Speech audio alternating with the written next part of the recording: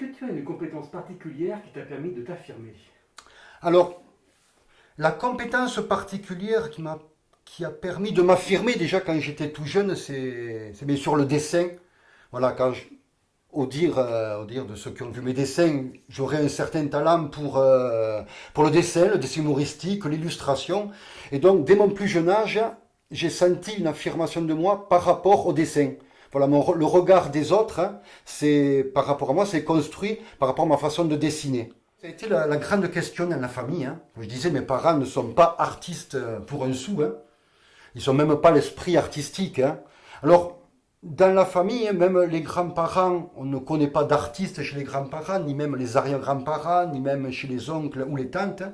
Donc, avec ma soeur, on est comme deux ovnis. Alors, on s'est dit que peut-être on a pris le contre-pied des parents, hein, peut-être qui étaient tellement matérialistes, tellement cadrés, qu'on a eu cette envie, voilà, de s'échapper quelque part dans un monde un peu imaginaire.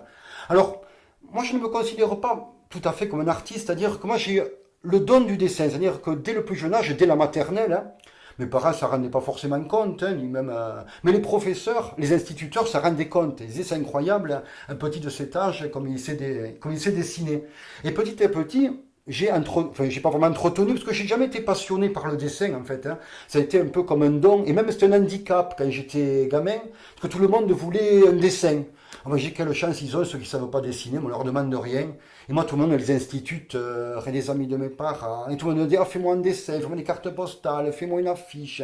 Et jusque tard dans ma vie, j'ai un peu trouvé ça comme quelque chose d'un peu pénible. Hein. Ça m'encombrait, ce don, en fait. Hein, et, et en fait, aujourd'hui, bon, c'est vrai que je me sers beaucoup du dessin, hein, parce que maintenant, l'illustration, depuis, j'en ai fait pas mal.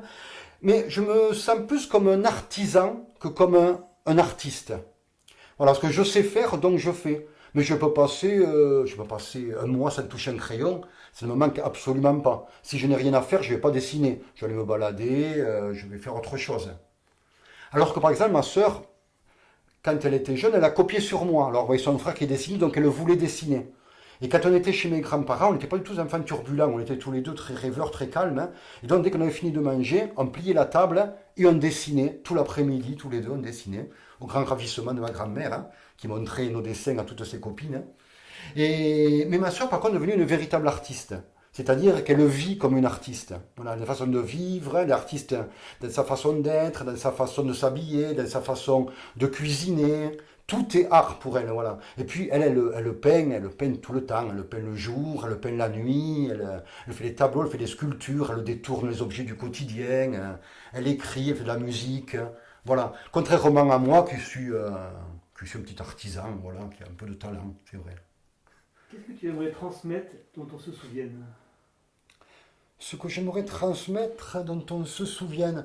Alors, si c'est uniquement pour ma postérité personnelle, pas grand-chose, ça me fera plaisir dans quelques années.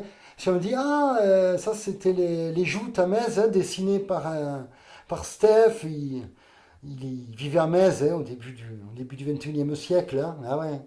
Il a laissé quand même quelques témoignages hein, de la vie à Metz à cette époque-là. Ça me ferait plaisir, pas pour moi, mais voilà, ce sera une sorte de transmission, et puis voilà, de manière marrante. Moi, si je vois un dessin qui a été réalisé à Metz, moi je vais trouver au plus un dessin, une gravure réalisée à Metz dans les années 1830, et voilà, moi ça m'a fait plaisir. J'ai dit, putain, c'est incroyable, celui qui a dessiné ça, c'est fabuleux, parce que voilà, c'est un témoignage. Et ça, oh, même si on ne le connaît pas, ce personnage, son nom ne dit rien, il ne dit rien à personne, c'est chouette parce que voilà, c'est une vraie transmission. C'est voilà, moi ouais, un dessin, des dessins pour les mésos des générations futures, ouais, ça me ferait plaisir. Ouais.